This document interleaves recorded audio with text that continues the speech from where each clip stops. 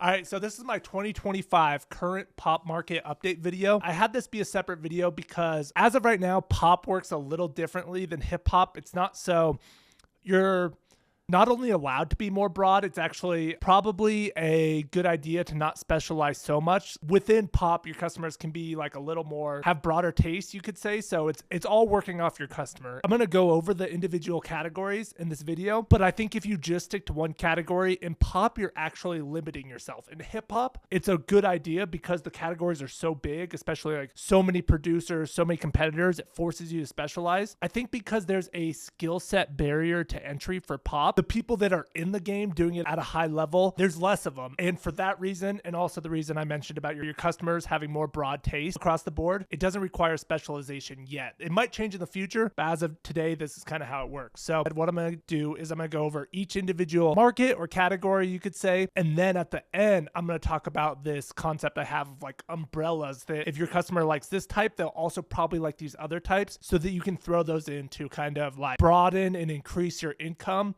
without going so broad that you lose your impact on your ideal customer. Another thing to keep in mind is BeatStars is kind of, I think pop kind of lives on BeatStars a little bit more than YouTube, but YouTube's still important. YouTube will be like the top front end of your funnel a lot of times. Like you might get more overall plays on YouTube, but you get a lot of plays on BeatStars, especially in the pop market. So it's a little different than hip hop in that way as well. The customer behavior is slightly different. So, and one thing I want to say about pop before we get into it, pop customers are awesome. They're the exact type of customer you want. They take their career serious, are interested in like the legality of it. Like they're going for a lot of streams. They're pretty business savvy. They understand markets and stuff like that. So getting a license is really important to them, as opposed to certain styles of hip hop. They just don't even consider that type of stuff. So pop is a great customer. So if you're interested in it at all and have the skill and you want to get good at it, I would recommend it. All right, so let's get into the categories. These are all the meaningful categories. You might be able to say like, yeah, there's more categories, but these are the ones that I think are important. Honestly, just want to focus on the main ones, like the little ones, like you're just going to be fighting for crumbs and working hard for crumbs. So these are the meaningful categories and subgenres of pop, if you ask me. So let's start with like emotional piano ballad. This is what it sounds like.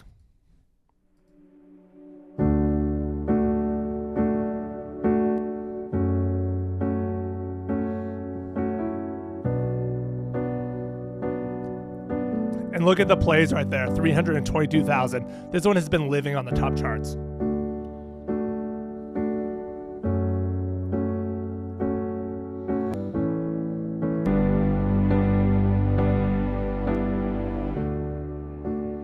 See that contrast? With orchestral elements, like let's look at like those strings, like the low strings might be a cello. I don't know. But that's kind of the vibe for those. Like, yeah, it's like Adele could make a massive song on that. That's one of the categories. And at the end of this video, I'm going to get into like what would be my suggestions and the way to kind of group these styles and how they work. So let's move on to the next style. So right now we're kind of just defining the categories, and then I'm just going to have a few comments here and there. So Afrobeats, dancehall.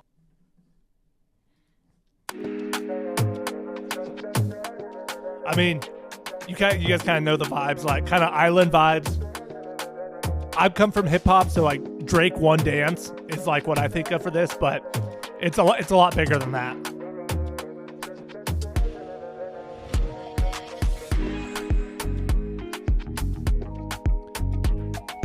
Boom, ka-bum, bum, boom, ka-bum, bum, boom, ka-bum, bum, boom, ka-bum, bum, boom, ka-bum, bum. So yeah, that's kind of the vibes. Like you're gonna have like similar drum patterns all the time. It's a big international audience. People in America love it too. And then one thing I'll say, like just comment on American audience versus international. I've noticed American audiences spend more. That just seems to be the case. But I mean, if an international can be bigger, then you can make up for that. So let's go on to like the reggaeton. Like Bad Bunny. I mean, Bad Bunny is one of the biggest artists in the world, so there's definitely a lot of people inspired by him.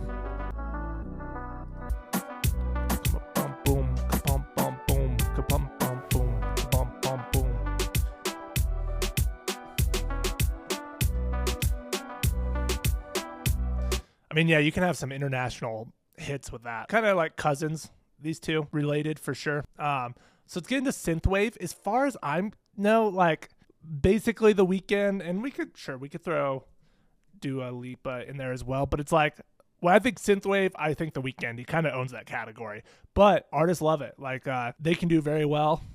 We can just pull up this one. We're looking at 47,000 plays. This one used to spend a lot of time on the top charts. So I think, yeah, this is like a pretty good individual category. Very 80s inspired. All synth instrumentation. Like you're going to have almost no organic elements. You might have like vocals and guitars would be the only organic elements in here.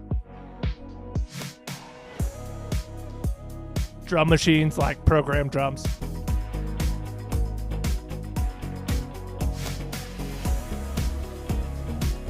Yeah, there's a guitar in there.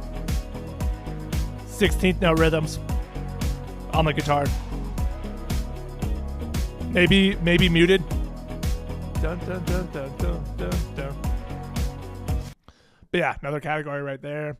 Okay, so now let's go into the upbeat funk pop disco. Dua Lipa. I mean, that she kind of owns this. I mean, you could even say The Weeknd. I Feel It Coming kind of goes in there. Sabrina Carpenter. She definitely has some in this category. Espresso is like kind of surf vibes, but it's also like funk, like upbeat. Let's go in there too. So like that guitar is like surf guitar, but like definitely has like funk and disco elements. So it's like this, I would call this like the upbeat funk and disco. So it's like happy. Dua Lipa is like, when I think this, I think Dua Lipa.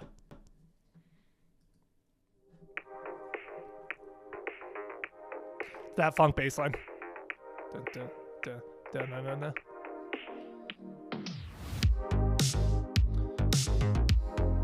Drum machine stuff, like it could be synth chords or it could be real chords, or sorry, organic, like real instruments, like a Rhodes piano, or it could be synth pads, and then a synth bass, real bass. You could do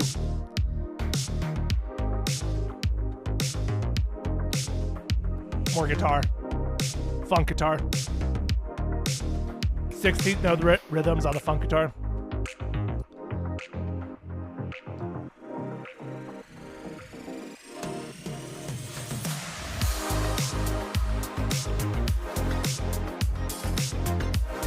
Yeah, super dope stuff. If you want to study someone who's really good, is Rebel. Everything he does very good plays. His artwork is always great. His music's always great. Could be 80s inspired. It could be 70s inspired disco. So next one, we'll go to dark funk, like The Weeknd, Charlie Puth. Dua Lipa also does this. It's the same thing. It just has like, it's not so happy. It just has a darker tone to it. But still like,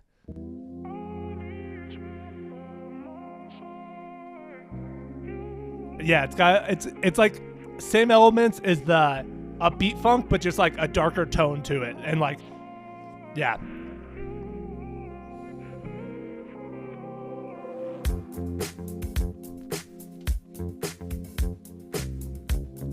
Could be organic instruments. It could be, this one's more organic.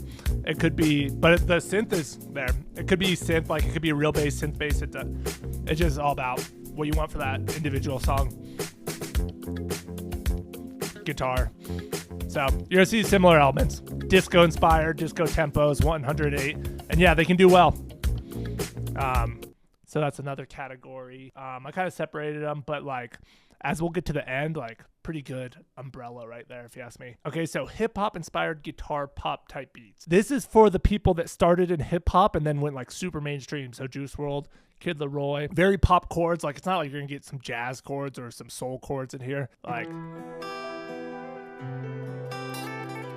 it can be sad, it can be happy. It's either one. But then when the drums come in, you're gonna be like, oh yeah, that's like hip hop. But it's pop to me because it's like very broad.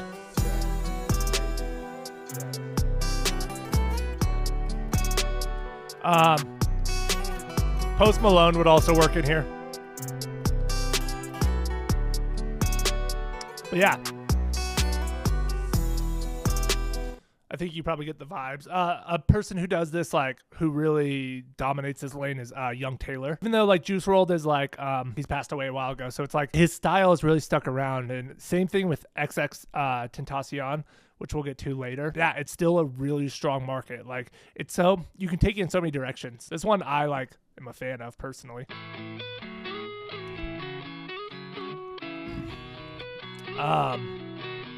So even Trippie Redd, even though he's hip hop, he'd also go in this one too. Nah, we'll take it out. So yeah, Blink-182, Paramore, Olivia Rodrigo, Ian Dior too, but he's just not as popular.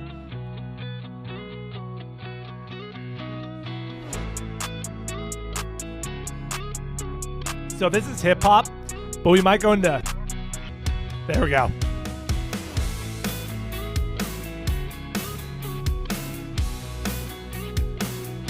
So that hybrid is really cool. You don't have to do the hybrid though. You could just go straight pop punk. Like, it doesn't need those drums. You can go either way. It's up to you. But I love that market. Really good customers. They're going to take their career serious. They're thinking a couple steps ahead where, like, they're like, okay, well, I want it to blow up. I'm thinking of this market because I think it could get a lot of streams. Okay, I want to make sure I have ownership. They, like, care about the basic premium unlimited licenses for stuff. So, okay, so yeah, let's get pop punk. So we covered that one. Country pop. So this is like a new wave. I would recommend it if you're interested in it. So yeah, this is like a new wave, like not really that new, but like opportunity, because I don't think like the best people have shifted over into this yet, but they might. And they're definitely like messing around with it a little bit. So I think if you just were cool with making general pop and you come in like at an elite level, this would be your fastest like rise up, in my opinion. And then you could probably go a little more broad. Yeah, I think this is a great market, and it's like another great customer. But yeah, so you know the vibes. Morgan Wallen, Zach Bryan. If you go a little more indie, Morgan Wallen, Post Malone, Shabuzi, you could all do this on the same BeatStars and the same channel, and it would do very good. So okay, so now it's good like pop R&B. So it's not like straight up like Brent Faiyaz R&B, but it's like Ariana Grande, Doja Cat, Justin Bieber, Sabrina Carpenter does some stuff like this too, a little bit. At least she used to. Kind of like girl pop, but not. It doesn't have to be.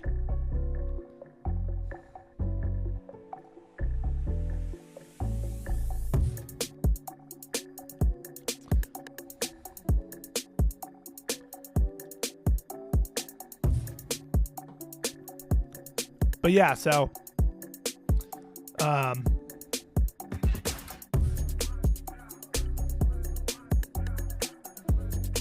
I could hear all three of those people on that style. So that's another good category. And another thing I want to say is like the categories are like big groups of customers, if that makes sense, of people who are interested in these. You don't want to be inventing your own category because like you want to be figuring out how to get involved with these ones. So just there won't be enough customers. I mean, everyone like as a creative individual, you probably like it. You want to be original and stuff like that. You're like, oh, I don't want to sound like everyone else. It's like you got to do your own take on what these exist because this is where the customers are at, and you're not gonna really be able to, in my opinion, you're just going to have a much more success leveraging their current interests as opposed to trying to get them into this new style. It's like I don't know why you would go against that. But you also have to have like the best, like if you have a fresh take on these styles to a degree, or just try to do these styles and you're going to sound the way you're going to sound and you're not going to sound like anyone else unless you are exactly copying. I think John Mayer has an awesome quote where it's something like you discover your sound when you fail to sound like the person you're trying to copy. And so it's like try to do these genres and like you're going to have a unique take on it just naturally, and you don't even have to like try to be different, if that makes sense. You'll be familiar enough and like within that category enough that the customers will be like, I know what this is and I'm interested, and I can already think of like it already fits what I want, and it's just a much better way to work like that. But let's go into 80s pop. So much of this pop is like based off like a lot of this 80s stuff, like the Lindrum, synthesizers and stuff like that. I mean, a lot of Taylor Swift, Sabrina Carpenter stuff. The person who's like the most direct at it is probably Chappelle Roan, which I don't know if I pronounced that right. I mean, Justin Bieber, Kid Laroi was made on that Stay, made on that Juno 106 over there, which is like a classic 80s keyboard. So, and Charlie Puth wrote the song. So very popular style.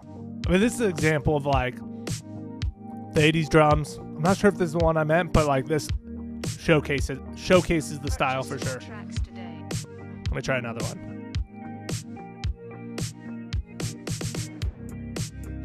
No, this is the one. Not that.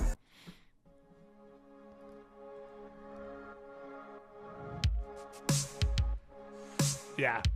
So like Love is another. I definitely pronounced that one wrong, but like just all synthesizers, all drum machines. Like this is just Taylor Swift written all over it. But all of these people could do this. And it's just timeless. Like, this is a big market. Like, there's a very good beat in that style. I bet this is done for the 63,000. I bet it's made a ton of sales. Like,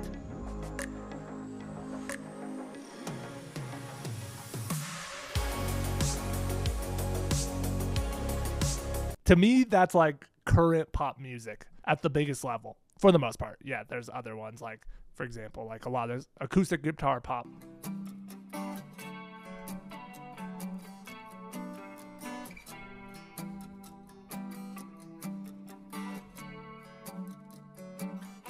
Let's listen to a few of these.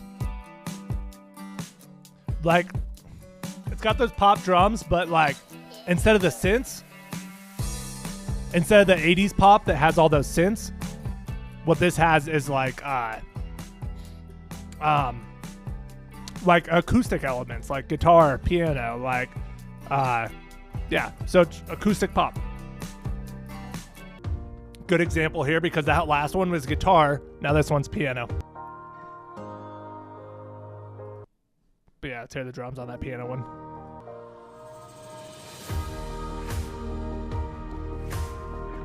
See, the drums are even like way more organic. There's that clap. So that's like another category. Alternative indie pop. These ones would be, once again, a good like bucket, which we'll get to. And you might even be able to throw a few more in there. But this would be like a strong focus if you just like kind of did both these. But then you could kind of position it in a couple different ways. So you could probably also take this 80s pop and then you could probably throw that in. But then it like, then that starts to get too distant from that. So it's like the same type of customer like this, but the customer might not like all three of those. So it's like, I feel like they would generally like both of those. I mean, I think just like Taylor Swift, she does that and she does that. You could also probably go 80s pop, and then you could probably also start to go into like the funk, the disco stuff, and even throw in the synth wave. But then the acoustic would be like maybe a little too far, and then the alternative indie pop or like the punk pop would just be way too far. Like the person that likes, a person's not going to like all those. And the problem with that for YouTube specifically, BeatStars isn't so much, but I still think it's more effective to narrow down what you do and just be better at it. But YouTube, what will happen, some people, like you'll post a beat and half your audience is going to be disinterested. Like, so it's going to send immediate bad signs to YouTube. I mean, I cover that in the main video, but just reiterating that with like specifics here. Alternative indie pop could work with acoustic guitar pop, combine that with some of the country pop and the punk pop. It's all organic element, and like they all would work together. Like I said, pop people, their taste is a little more broad, especially as artists. Like they're kind of really thinking about it from a business perspective. That would be a good grouping. If you wanted to even go like pretty narrow, which would also probably be a pretty strong choice in my opinion, you go alternative indie pop with like punk pop. Like you're not going to miss. And maybe throw some country pop in there if you wanted some Zach Bryan, because Zach Bryan's very indie. So like that'd be a good way to do that. So let's listen to some indie pop.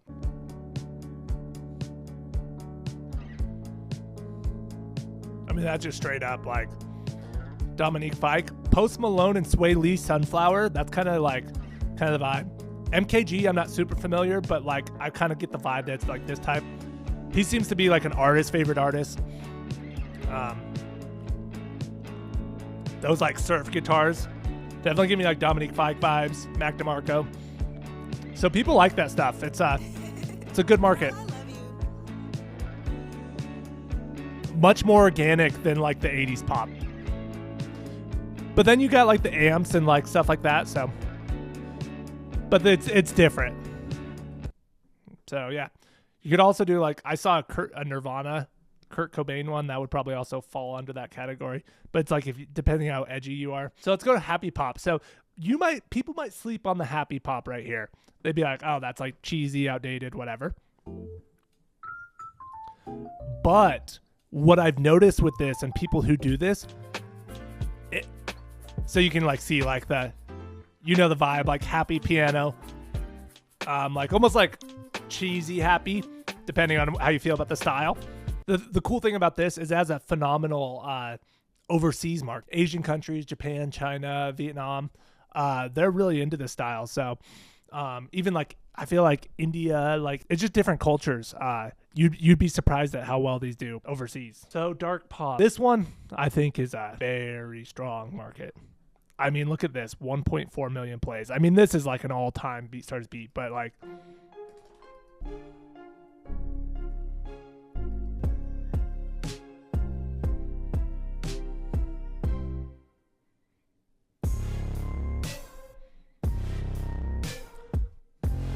so many artists could do this. Like,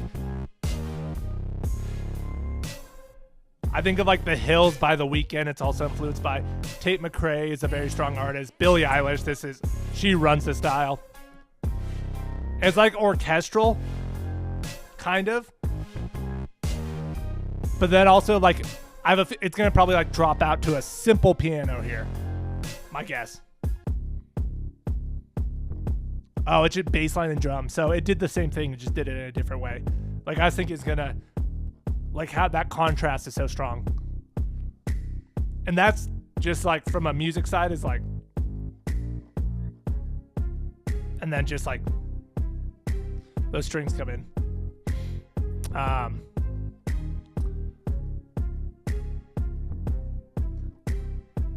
Yeah, it just, these do very well. High retention music, like I'll talk about later, and I might even break this one down. Like super artist friendly singability. Yeah, ranks high on singability. Sad pop, piano, acoustic guitar. I think XXX on the guitar, there's a very specific style that has lived for a long time, and even after he passed away, so just like the Juice WRLD one. And then there's also like NF has like a sad piano type. XXX could also have a piano type as well. It's like they used to, and Palfu is another example. It's like they used to sample the Instagram videos. Shiloh Dynasty. But now people write them.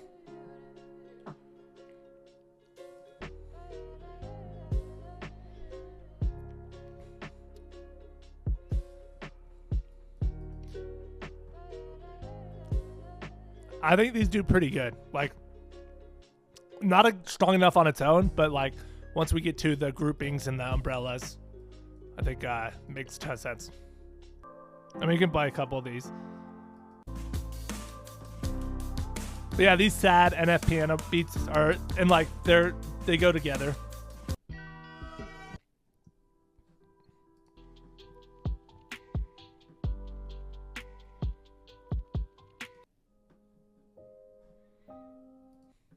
Kind of like piano ballad, but just like more drums.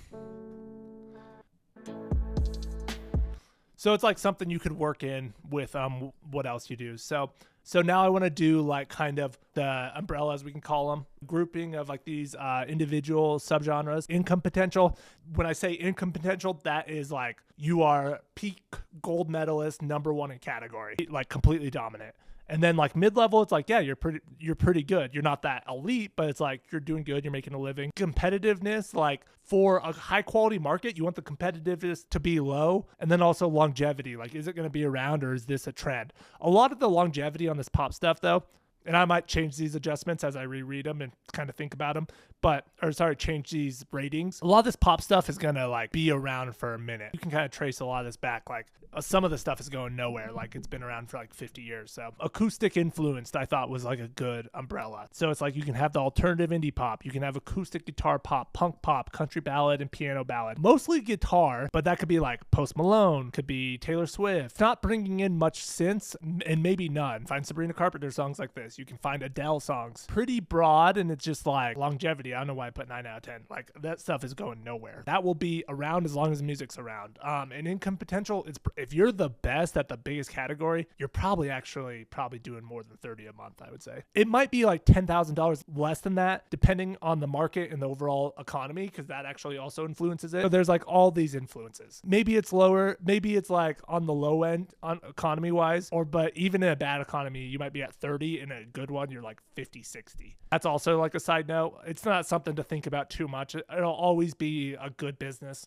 for the most part. Like economy won't wipe out this entirely, even in a rough economy. But like also like Beats are like if people can't afford groceries, they're not buying Beats. I don't know. The things that affect it much more is like doing dated music. That matters way more than like big picture economy. Usually big picture economy is like an excuse. It's like what you were doing kind of fell off culturally, and now you're trying to come up with reasons like why. And it's just like, that's the easiest reason. In my opinion, like a lazy reason. So let's say mid-level income, you're pretty good. Yeah, 8 to 12K a month. Like you can do pretty good without being massive. Competitiveness, it's going to be like, it probably is pushing a 9 or 10 at competitiveness. It is like the top like radio billboard like music. So level difficulty to do really well is like 9 or 10. How do you be unique when like so much of it has been done? It's like you have to have great touch when you're playing. You have to play guitar really well for this. You have to play piano well. You have to have like, it's like little details that separate you here.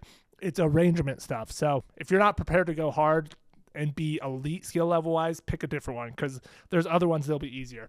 I think synth influenced is like pretty much the same. It's like these would be like the two main splits. If you're like really, really good, you want to go for these top like categories, like right here, either one. But I wouldn't do all of them. Like it'd be too hard. If you try to do all of them, it's like, I want to be an Olympic gold medalist at swimming and basketball. It's like, they're going to take away from each other. When you're practicing swimming, someone's going to be getting better than you at basketball, and vice versa. You can get by on a basic level pretty quick, but then when we're talking elite, it's like it's another 9 out of 10. So competitive longevity. Yeah, I don't see it going anywhere. It's pretty identical, these two, in my opinion. So happy pop, this one's interesting. Depending on how you frame your overall brand, you can do things differently. As opposed to like the sound selection that these ones were, this one is like more on feeling, like you're making more happy music. And I think, yeah, let's go 10 to 15. Yeah, okay, I like that. Competitiveness.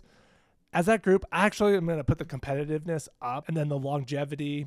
Yeah, I mean, 9 out of 10 people are not gonna stop like trying to be happy. I just like put it as a B+, because I think sad pop weirdly does better, like for the most part. Yeah, you can find some examples, but like the darker stuff, more people relate to that. Just seems to be what it is. I almost wish that wasn't true. It's almost like a, no pun intended, but like a sad thing, but it just is. From what I've noticed, like you don't see super giddy, happy stuff on the top of Billboard top charts. You do see some like positive, optimistic stuff like Espresso, just kind of vibe-wise, but you don't really see them ranking on the top of the BeatStars top charts as much as you see the darker stuff. Sad music does well. People like listening to sad music. It's like when people are sad, sometimes they want to listen to music. I don't know if I relate to that much, but it seems to be the case. So there's individual beats. Like if you have the number one Billie Eilish type beat, that could be doing 5, 6, 8K a month off a single beat. So it's great customer. You can do those XXX Tentacion. You could do like the NF ones, the pianos, and just kind of like sadder vibe. Even Adele, you could probably get in there. Your channel and your branding centered around being sad, or you could have it centered around being happy, and that would give you categories. So I think could be good. A, B+, because I just don't think as many people, but you, once again, better bring your A game for this one. It's going to be tough. The rewards are there. Okay, so R&B influenced. Yeah, so pop and R&B. Maybe the pop R&B is like a little better, but like if it's raw R&B, people, I don't know what it is. They don't purchase as much. I think the Afrobeat and the dance hall can kind of make up for it, I think. But something about the raw R&B, I don't know if those type of people, I had a guess, a loose theory that like they write a lot, they come up with a lot of their own stuff. They're pretty like musically inclined, it seems like, of like a hardcore R&B. But yeah, they listen, but they just don't seem to purchase. Like a lot of people I know doing this as their main thing, be like, oh, like I had good numbers, and then I find out what the numbers are, and I'm like, okay, like interesting. And then I look at their YouTube numbers, and they're like crazy. So I don't know. It just, people don't seem to buy as much. That's just something I've noticed. I haven't dialed in exactly why that is, but I don't think it's crazy competitive. I don't see it going anywhere. Like people are gonna like R&B for a long time. The Afrobeat dancehall, I feel like those drums have to, at some point, the boom, boom, boom, boom, boom, boom, boom, have to go at some point. But I mean, you would have thought the same thing about hip hop, and now they just are everywhere. And then also disco. So disco drums, hip hop, those dancehall drums are like they just stick around. So yeah, so I'm in C+. This one is like kind of similar. I almost look at it more like international. You can throw R&B pop in there too. I kind of noticed that like if they do these two, they can also sometimes throw that one. It's like iffy, I think. I'd probably just ditch it, to be honest. The reggaeton, it's like Bad Bunny stuff. I'm not close with anyone who does this. So this one, a lot of this stuff, I do want to put a disclaimer, is speculative. I could be wrong by like, maybe it's 20, 30K a month. Like it could be, I don't know. But my guess, just from my logic here, is that this one is like 10 to 20. Let's say 10 to 20. You got to, if you're top, you got to be doing pretty good. So like 10 to 20K a month. My guess, it's kind of a broad range, so sorry about that. Yeah, I just noticed that international doesn't typically spend as well as American, and that's, yeah. We'll put it 4 to 6, maybe in the mid-level. Competitiveness, I bet a lot of people are trying to do it. I feel like not that many people do it that well with the branding. I feel like if you had this kind of branding, like island vibes a little bit, which I'll talk about in the channel aesthetics video, or like overall channel branding video. I don't know. I have a video for that. But yeah, I'm going to say like B+, or sorry, just a B, maybe a B- if it's on the lower end, just because like, if your ceiling's not that high, that would be kind of frustrating. Oh, and then also, so like I said, island vibes for like the branding, but also like pictures of girls could be great for both these, kind of in the R&B. Okay, and then we'll talk about like emo pop punk. Or yeah, emo pop. It's kind of like sad, but it's a little more like guitar indie bass. It's like similar to acoustic. It's similar to sad pop, but it's got like an edge to it. So you could emo brand that you could play off of for pop stuff. Kind of put all these in the category in a way. And it's kind of like pick and choose of like what fits into your brand. Let me go 10 to 20 on this one. I was getting a little optimistic the first time. Mid-level income. Punk pop and the sad pop could do really good in the alternative indie pop. So if you have all those firing, let's put you at like 15 to 20 a month, maybe. Let's go 15 to 25. That's probably why. And then the bedroom pop could go into that. You could also pull the Juice WRLD in a certain style of acoustic. I'd probably get rid of acoustic guitar pop on that one. Maybe even get rid of bedroom pop. Yeah, probably get rid of that. And I feel like that's a stronger. Yeah, let's put 15 to 25. That's a stronger brand right there. So it takes some work and thought of kind of like sorting all these out. Competitiveness, I think there are a fair amount of people doing this. And they also, some of them do have pretty good branding. So 8.5 out of 10. So it's like competitiveness, now that I think about it, is really, if you like rewatch this video or like just have this as like a PDF, is like the competitiveness is really like the higher it is, you can totally compete in it. It doesn't really matter, but it's like you better be good. So like the higher the competitive is, the harder it is to get your foot in the door and more skill required. If it's like 4 out of 10, it's like you can get in there pretty easy and get to this, like the mid-level income, a lot easier and a lot faster. The longevity, I think 9 out of 10, I think it comes and goes in different waves. One way is like, it'll start with like Blink 182 and like Oasis or something like that. Then it'll evolve into, maybe it'll dip out of style for a little bit. And then MGK brings it back and Trippie Redd brings it back because they put like some trap drums on it. But it's like kind of, it's always going to be around to a degree. It'll just go up and down. The level difficulty to do well. Yeah, I think this is one of the more difficult ones because it's pretty rhythm-based guitar. You can't fake any of it with VSTs. I'm going to give it an A. It's an A- to an A, depending on where it sits in that range. But it's like, if you're really good, I think it's a great market, and it's an A, probably. If we're just going straight country, it can be country pop or hip hop. I wanted to throw this in. I bet you're looking at 50. We'll put you at 15 to 20K a month from BeatStars. Right here, mid-level income, 8 to 10K. Competitiveness, I bet like it's starting to get competitive. I'm gonna actually say 5 because just no one is doing it that well. A few people are. Longevity, it really comes in and out. Like country was dead for like 10 years, so I don't know. It's like 8 out of 10. I don't even. it's up in the air. It's either like a 7 out of 10 or a 9 out of 10, 8.5 out of 10, because like you need to know guitar. You need the sliding guitar. Overall grade, let's say as an opportunity, it's like A. Overall grade, income, A minus as of right now, but it could like pop off and it could keep going. And I don't like, what I'm not sure about is whether country pop is at its peak right now or if it's going to keep going. So, and it just becomes, in the way hip hop did, it just becomes like pop. So kind of gives you a good understanding and like kind of put together your own thing. And then once you watch like the brand and aesthetic and how to do this, it's like you want to pick your umbrella first. Once again, just to like reiterate this, is what you're picking is like all like coming from like the customer. So you really need to like pay attention to how these customers behave. Because the way I'm grouping these, I'm like, if someone likes punk pop, are they also going to like sad XXX Tentacion type music? So if they listen to Machine Gun Kelly, do they also listen to XXX? Probably. If they listen to Machine Gun Kelly, do they also listen to Juice WRLD and Kid Laroi? Probably. If you listen to like Dominique Fike, do you also like XXX? Probably. It's close. It's like that one's a little on the edge, but yeah, I would say it's like enough that you could throw it in. Because think about it, it's like you have this customer base. If you throw that in, is your customer base going to respond fairly positive to it? And then some people are going to love it. They're going to reject. If you're doing the emo pop and then you do a Taylor Swift type beat, they'd be like, no way. Like, I'm out of here. Like, I'm not interested in this most of the time. Like 80-90% of people. So what that means is on YouTube, 80-90% of the people are going to hear your beat and be turned off by it. Like YouTube is not going to push that beat. I promise you. It's like that is a death sentence for a beat. But on BeatStars, they don't really punish you like that. So it could work for BeatStars. Yeah. So that's kind of like the overall thought process. Just something I thought was important to reiterate. But yeah, overall, that's it. And then to figure out how to package and present these videos, check out the aesthetics video that channel aesthetic, channel branding, whatever I named that video. I haven't named it yet. So yeah, I think that's it. That's a good summary. Thanks for watching. Peace.